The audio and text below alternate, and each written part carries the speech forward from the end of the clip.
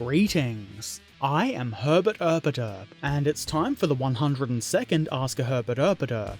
Before we get to the questions, I want to let you know when the next Community Day stream is.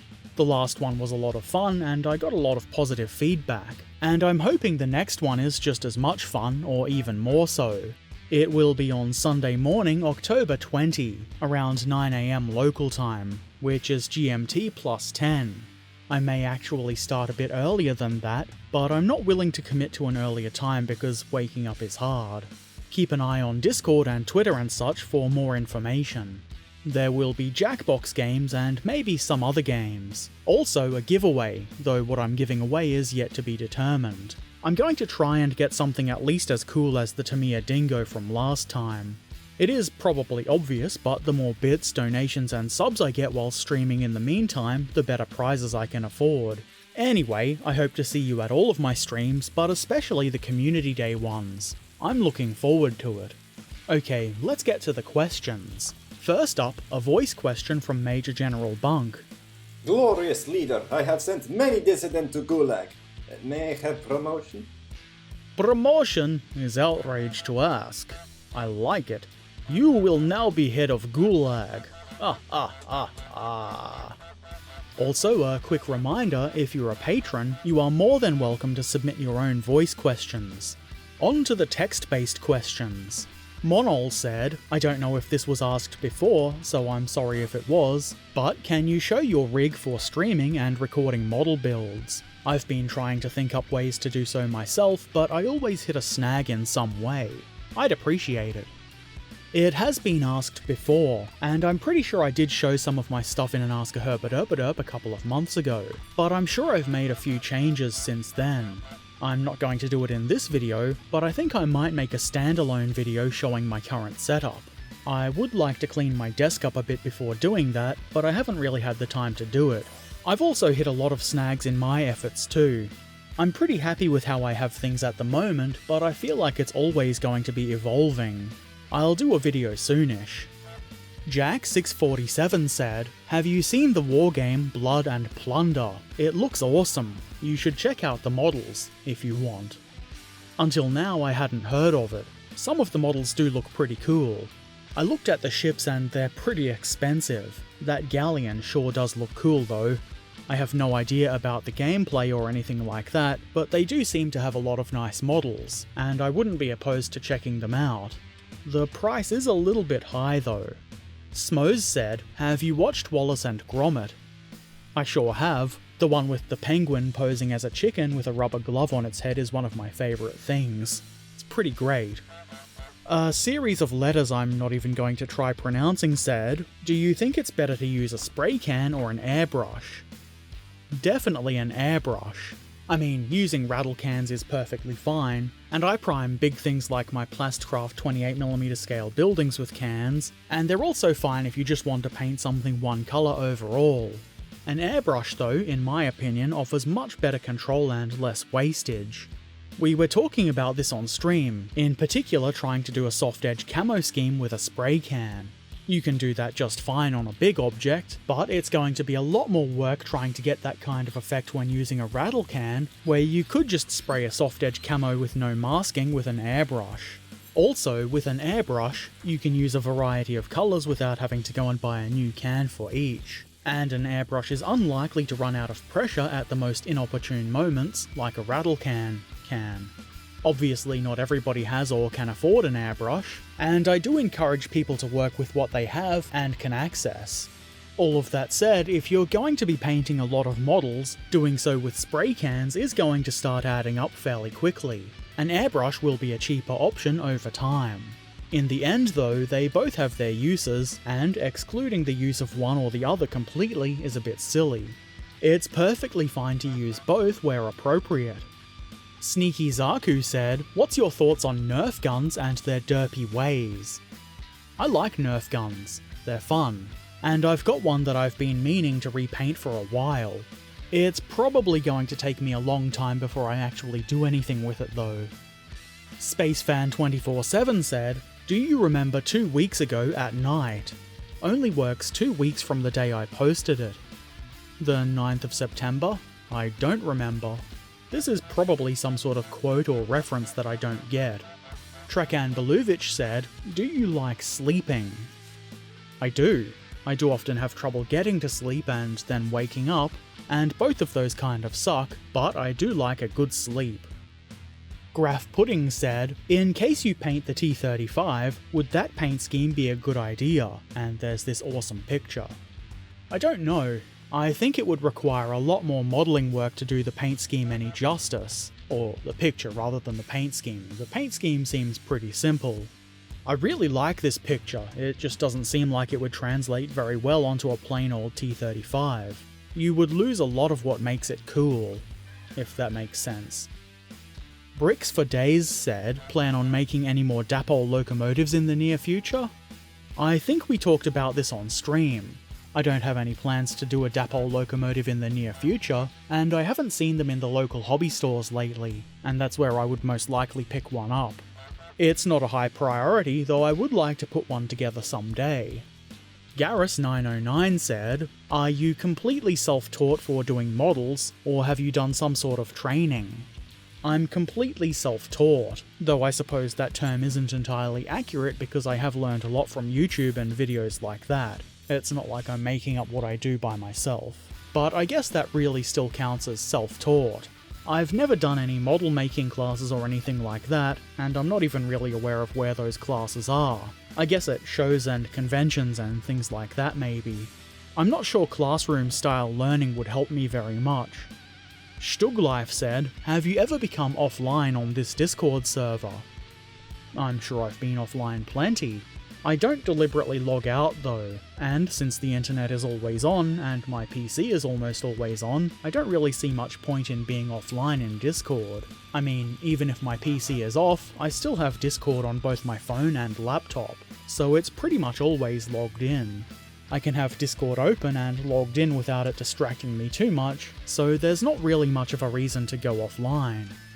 Smoes said, "Do you wash your brushes with odorless thinner?"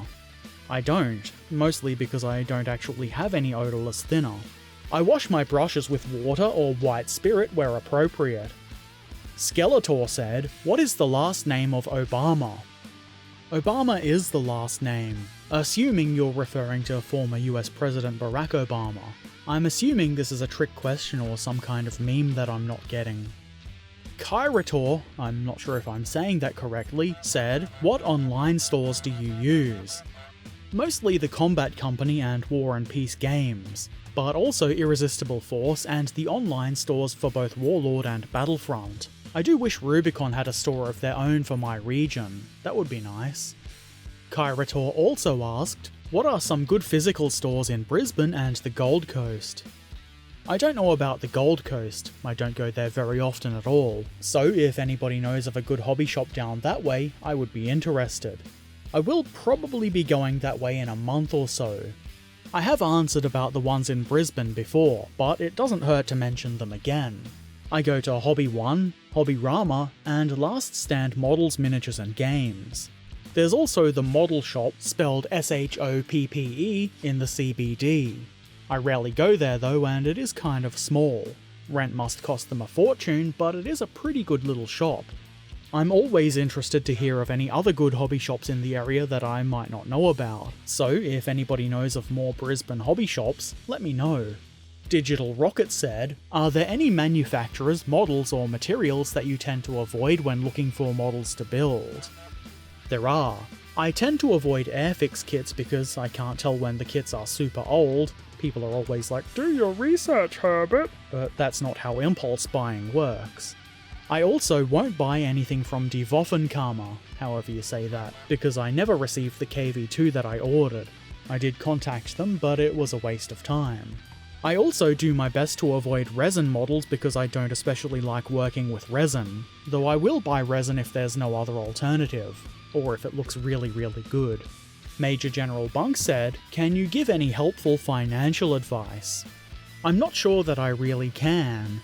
I mean, I can't offer anything super insightful that's going to earn you billions of dollars or anything, otherwise I wouldn't be poor.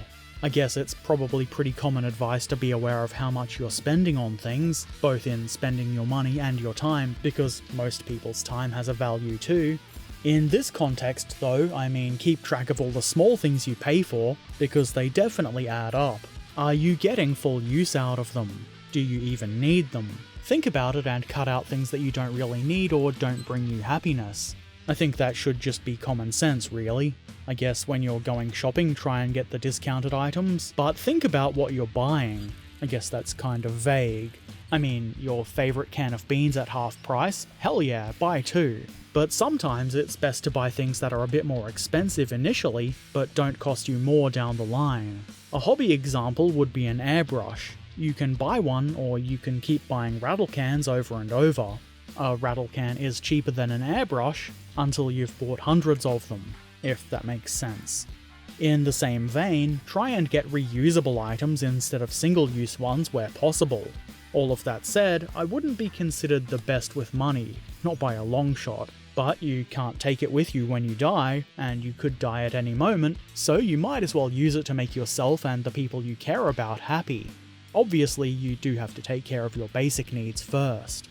I don't know if this was helpful at all, it's probably really just me waffling about common sense. I wouldn't take financial advice from me.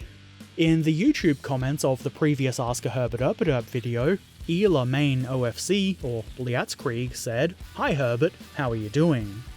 I'm doing okay. I would be happier if the temperature was lower and people would stop driving their shitty loud cars past, but I don't have that much to complain about. Thanks for asking. I hope you're doing well. Yan Tima said, "Why do you sound so depressed in your old videos?" I think it's a combination of garbage microphone and technique and the depression. Nowadays I use a much better microphone, pay more attention to the way I'm speaking, and have gotten a lot better at using audio tools. Do Not Even Try said, using the 30 tons class medium tanks in their late 1944 early 1945 configuration, which would you prefer serving in? M4A3E8 Sherman, Panzer IV-H, Cromwell Mark V, or T-34-85? I think I would choose the Sherman based on the ease of which the crew could exit the tank. I'm not a small guy, so maybe it would still be hard to exit, but I feel like I would have a better chance of not burning alive in a Sherman. I think my second choice would be a Cromwell, just because they look cool and I think it has the best chance of doing the sickest jumps. That's a good reason for choosing a tank, right? RedGreen09 said, "Like the models, but can you kill the ads on your vids? That's my thing on it." No, I spend a lot of time making these videos. Like I said last fortnight, sometimes over 20 hours on one video, which is a lot of time, and I feel like I should at least get something for it. Time has a value, and there's no way I can justify the amount of work I put into this to get nothing at all in return. YouTube doesn't pay a lot, but the ad revenue absolutely keeps this channel going. Not only that, but the money from YouTube has saved my ass more than once. I don't like ads either, I don't think anybody does, but they're a reality of having free content on the internet, and I would prefer my videos to be available to everybody. The alternatives are not better. I could just stop making videos, or I could make all of my videos available only to patrons, though that would be a very poor way to grow. I do make my videos available as early as I can and ad-free on Patreon until they're made public, which I think is totally fair. That said, I think if I ever had enough patrons to make it worthwhile, I would like to stop running ads on YouTube, but it's nowhere near that at the moment. So for now, it's either videos with ads or no videos at all. EP Art said, "Do you remember any of Tom Servo 3's videos?" The name doesn't ring a bell, so I guess the answer is no. That's it for the questions this fortnight. Let's go and check out some of the modelling shared in the Discord community. First, Jack647 shared this excellent little M5A1 Stuart in British service. This is a 15mm scale model from Battlefront, and I think it looks great. I bet you could do some sick jumps with this thing. Jack says he's really happy with this one and that it might be his best. You should definitely be happy with it. Here's a couple of shots of it outside. Unsurprisingly, it looks very different in the natural light. Looks like it's out looking for a fight. Keep up the excellent work. Space Monkey has gathered some of his British forces for a Market Garden tribute photo shoot. At the time of the photo, Market Garden took place 75 years prior. Now it's 75 years and a few days, but it still counts. Very nice models posed outside. Outside has some really convincing dirt and scenery. Very nice work. Major General Bunk built an Airfix Churchill, which has showed us that it is possible to build the Airfix Churchill, which isn't known to be great, but still enjoy it, and get a good result. You just need to be careful, says Bunk. And here it is painted. I think it looks great. It's been painted with a nice green and brown camo scheme, and there's a bit of weathering, decals and hand-painted markings. Very nicely done. Looking at it, I wouldn't even suspect it was an Airfix kit. I have heard that the wheels on that kit are especially bad, but here they look quite good. I appreciate that you've shown, with some care and patience, you can still make good models from Airfix kits. Very cool. On one of my streams, Monol was the winner of a giveaway for this Savez de Ferdinand, and was quick to put it together, though to be fair it is a very quick build. And a short while later, Monol had finished painting it. Very quick work. Also very nice work. I'm impressed. I like the camo pattern and the weathering is very nice indeed. I'm glad you enjoyed the kit and it's really nice to see it having been built and painted. Side note, if you want to be a winner like Monol, you should watch my streams more often. Just saying. Hope for the Best shared this Leviathan Dreadnought, which looks like it dreads nothing. This model looks very nice. In my opinion, yellows are hard to do and make them look good, but you've done that here. Also, I rather like the sort of rusty colour that you've got in the gaps and recesses. It's not overpowering and creates a nice worn and used look. Very good. Kosen shared this very nice G91R3. I have no idea if this kind of plane has a more catchy name. Anyway, it's a Meng 1/72nd scale kit, and it was built a while ago but only photographed recently. I think it looks great. My favourite part is the bitey mouth at the front, because I'm a sensible mature adult, but the entire thing is very well done. The Tourette's Gamer has completed this tiger. This is a 28mm scale model from Rubicon, and it looks rather good. It is a bit backlit in these photos, which I think makes it kind of look a bit more dramatic, and that's cool, though I would like to see some better lit pictures. Either way, keep up the excellent work. Epic Gamer Gopnik shared this very well done Focke-Wulf 190, or at least I think it's a 190. Not being a plainsman hinders my ability to identify them. Anyway, this is a dragon kit and it looks really well done. There were a lot of work in progress pictures of this model shared on Discord, so you should definitely join the Discord to see that kind of thing. It was very cool to see it progress. Very nicely done. Effic shared this Academy 1/35th scale M18 Hellcat. I think this looks quite good. The only thing I would say is maybe give the stowage bags a bit of a wash and a highlighting to make them look a bit more convincing. They do stand out a bit. Of course, you don't have to do that, it's still a very good model anyway. Keep it up. Ratto shared this wormy leggy boy. This is a carry-on worm for Otherworld. That's carry-on as in dead things, and not luggage that you carry onto a plane, I assume. I think this looks really cool, both as a model and the way Ratto has painted it. This is a metal model and Ratto says there are 26 parts. Lots of legs. Very cool. Mr. Plays 87 shared this biplane. I know next to nothing of World War I aircraft, but this is a representation of Max Nather's Albatross DVA. I think it looks pretty cool. I especially like the purple colour, though that probably won't come as a surprise to anybody. Armouredjoeboa has done some very interesting conversion work, and has made a small armoured car with spare pieces from the British Armoured Battle Group box. They say it needs some filling with putty and such, but so far they're happy with it. Also, it has interchangeable turrets, which is pretty cool. It's obviously not a representation of a real vehicle, but it's super interesting anyway. I really enjoy seeing the creativity some people can unleash with spare bits. Awesome work. I can't wait to see it painted up. The Big Boy shared this cockpit, saying it was an awful lot of work for a square inch of cockpit. Cockpit. This is a 72nd scale Fokker D1 from Edward, and it does look like it would have been a lot of work to do this. It also looks great. I feel like it was probably worth the effort, but I do hope a lot of this is going to be visible once the model is completed. Good work, keep it up. General Spade has completed this Soviet flag bearer.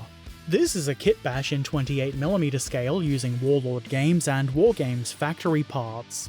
I really like the flag. It looks awesome. The way it's all tattered and worn and the different shades of red really makes it look like it's seen some hard times. Awesome work. Some of you might remember Tachycoma 1373's diorama named 5 Hours Later from an Ask a Herbert Erpaderp a while ago. Well, here are some recent pictures. This is inspired by the Kelly's Hero Bridge scene. I've not seen that movie for a very long time, but this is definitely making me want to watch it again. There's a lot of storytelling going on here, and I do rather like seeing that. Excellent work. Official Jesus Christ finished working on this Mustang. I don't normally feel much need to praise Jesus, but this is some very, very nice work. This plane looks like it's been doing a lot of killing on multiple fronts. Like some other Discord members, I'm at a loss of words for describing how well done this model is. It's very inspiring. Corned Beef shared this work in progress picture of a Ryefield Panther G.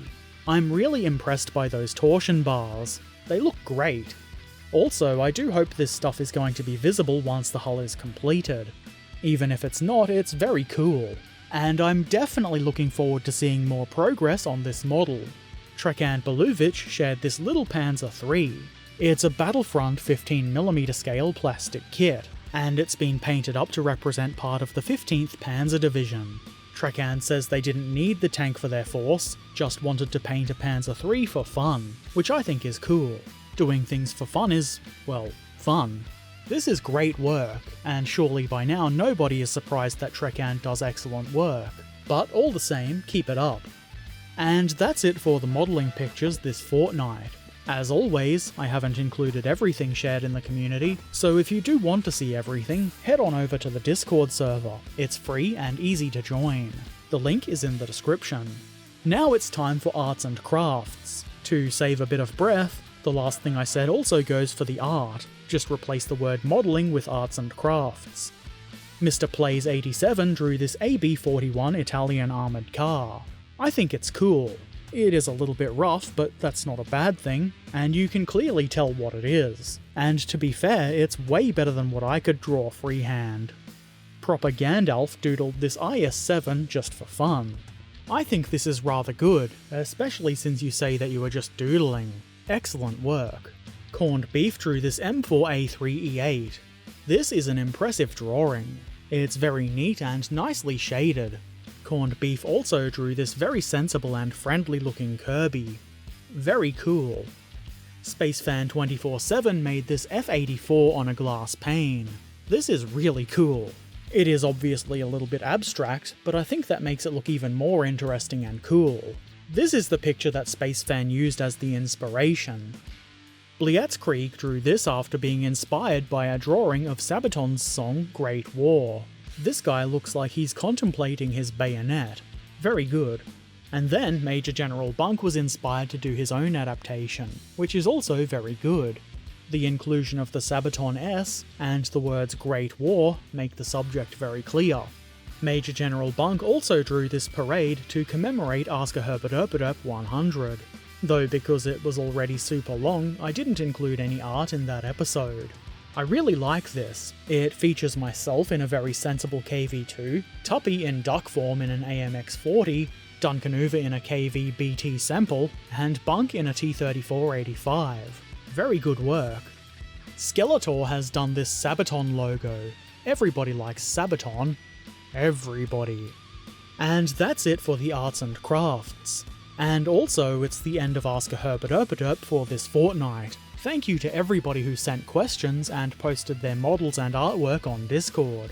Without you, these videos just wouldn't exist. And of course, thanks to those who just watch. Without people watching, there would be no point. If you've not done so already, feel free to subscribe, follow, ring the bell, become a member or patron, and all the other things you do on YouTube and social media. Links to all of my things, including Patreon and my Twitch channel, are in the descriptions below. And as always, I shall return soon, so until then, be excellent to each other, and thank you for watching. Farewell.